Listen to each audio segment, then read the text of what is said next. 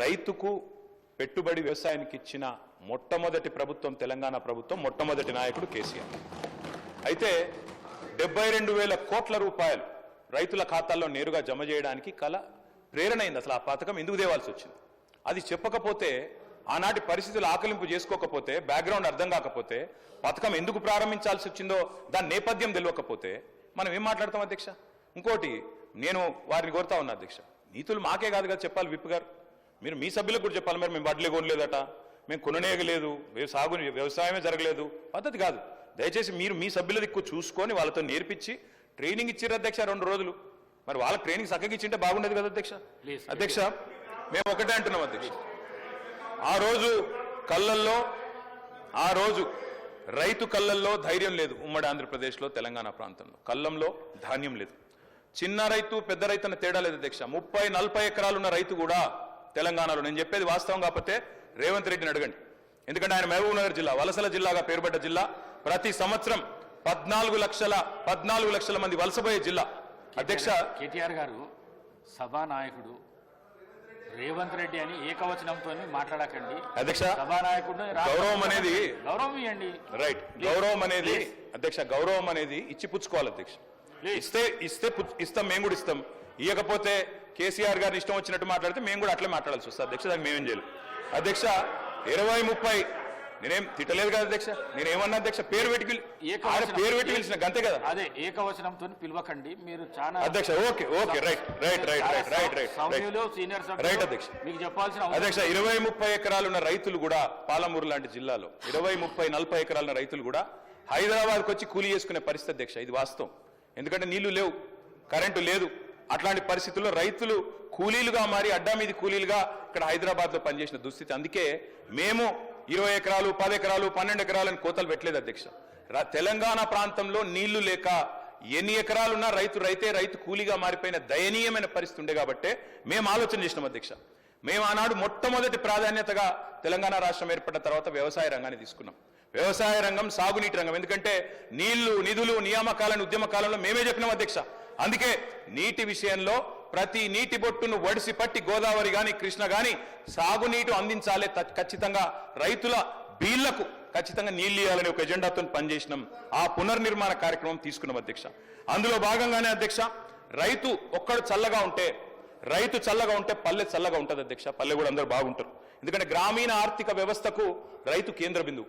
ఆ రైతు బాగుంటే రైతు చుట్టూ అల్లుకున్న అన్ని కుల వృత్తులు బాగుంటాయి అధ్యక్ష. ఆ ఉద్దేశంతోనే వ్యవసాయాన్ని స్థిరీకరించాలనుకున్నాం. మేము రైతు బంధు పెట్టింది ఊరికనే పెట్టలేదు అధ్యక్ష. మా ఉద్దేశం వ్యవసాయ స్థిరీకరణ, వ్యవసాయ స్టెబిలైజేషన్, అగ్రికల్చర్ స్టెబిలైజేషన్. ఆ కార్యక్రమంలోనే కొన్ని విప్లవాత్మకమైన కార్యక్రమాలు తీసుకున్నాం అధ్యక్ష. అందులో ముఖ్యమైనది అధ్యక్ష 24 గంటల నిరంతర విద్యుత్. తెలంగాణ వచ్చినాడు అధ్యక్ష, కరెంటు లేదు. తర్వాత మీరు చూసినట్టయితే ఆనాడు దాదాపు పొద్దున 3 గంటలు, రాత్రి 4 గంటల అధ్యక్ష కరెంటు. దొంగ రాత్రి, అర్ధరాత్రి వచ్చే కరెంటు కోసం కావలగాసే దుస్థితి. దాన్ని మార్చాలనుకున్నాం సమూలంగా. 24 గంటల నాణ్యమైన ఉచిత విద్యుత్ రైతులకు అందించిన ఒకే ఒక్క నాయకుడు భారతదేశంలో కేసీఆర్ గారు అధ్యక్ష. ఆ కార్యక్రమం చేసినాం. అదేవిధంగా మంత్రి గారు కోమటిరెడ్డి వెంకటరెడ్డి గారు మీ అనుమతితో వాళ్ళు పంపించినందుకు సభను ఎప్పుడు కూడా తప్పుతో పట్టించే విధంగా 10 ఏళ్ళు మంత్రిగా పనిచేసిన సీనియర్ శాసనసభ్యులు 24 గంటలు ఇచ్చినామని చెప్పినప్పుడు మధ్యలో మా పిసిసి ప్రెసిడెంట్గా ఉన్నవారు అమెరికాలో ఏదో మాట్లాడితే నేను అప్పుడు ఇమీడియట్గా నెక్స్ట్ డేనే బండ సోమారం అని భువనగిరి మండలం ఒక సబ్స్టేషన్కి వెళ్ళి లాగ్ బుక్ చెక్ చేయించి 4 నెలలకే లాగ్ బుక్ చెక్ చేయించి ఆపరేటర్తోనే నేను ఇంటర్వ్యూ తీసుకొని ఎన్ని గంటలు వస్తున్నాయంటే 10-11 గంటలు సార్, రికార్డు ఉంది సార్, నీకు పంపిస్తాను. మీకు మ్యాక్సిమం అంటే 14 గంటలు, అందులో 5-6 సార్లు పోతుంది కరెంట్ అని ఐలై అనే ఆపరేటర్ రిటైల్ లైన్మెన్ని మళ్ళీ వీళ్ళు పెట్టుకున్నారు. గతంలో రిటైల్ లైన్మెన్ అయిన తర్వాత ఐటీఐ చేసిన వాళ్ళని పెట్టేది ఎక్స్పీరియన్స్ లైన్మెన్. ఆయన చెప్పిన రికార్డు పంపిస్తాను. ఒకటి ముఖ్యమైనది, ఎందుకంటే సబ్జెక్టు కరెక్షన్, ఎందుకంటే వారు మిస్గైడ్ చేస్తుంది తెలంగాణ ప్రజల్ని. 24 గంటలు ఎప్పుడు ఇయ్యలే.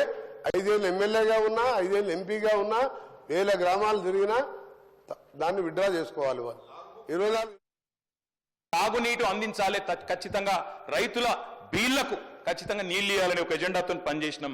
ఆ పునర్నిర్మాణ కార్యక్రమం తీసుకున్నాం అధ్యక్ష. అందులో భాగంగానే అధ్యక్ష, రైతు ఒక్కడు చల్లగా ఉంటే పల్లె చల్లగా ఉంటుంది అధ్యక్ష. పల్లె కూడా అందరూ బాగుంటారు. ఎందుకంటే గ్రామీణ ఆర్థిక వ్యవస్థకు రైతు కేంద్ర బిందువు. ఆ రైతు బాగుంటే రైతు చుట్టూ అల్లుకున్న అన్ని కుల వృత్తులు బాగుంటాయి అధ్యక్ష.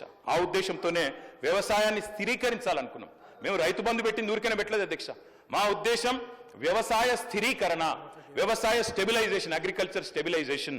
ఆ కార్యక్రమంలోనే కొన్ని విప్లవాత్మకమైన కార్యక్రమాలు తీసుకున్నాం అధ్యక్ష. అందులో ముఖ్యమైనది అధ్యక్ష 24 గంటల నిరంతర విద్యుత్. తెలంగాణ వచ్చినాడు అధ్యక్ష, కరెంటు లేదు. తర్వాత మీరు చూసినట్టయితే ఆనాడు దాదాపు పొద్దున 3 గంటలు, రాత్రి 4 గంటల అధ్యక్ష కరెంటు. దొంగ రాత్రి, అర్ధరాత్రి వచ్చే కరెంటు కోసం కావలగాసి దుస్థితి. దాన్ని మార్చాలనుకున్నాం సమూలంగా. 24 గంటల నాణ్యమైన ఉచిత విద్యుత్ రైతులకు అందించిన ఒకే ఒక్క నాయకుడు భారతదేశంలో కేసీఆర్ గారు అధ్యక్ష. ఆ కార్యక్రమం చేసినాం. అదేవిధంగా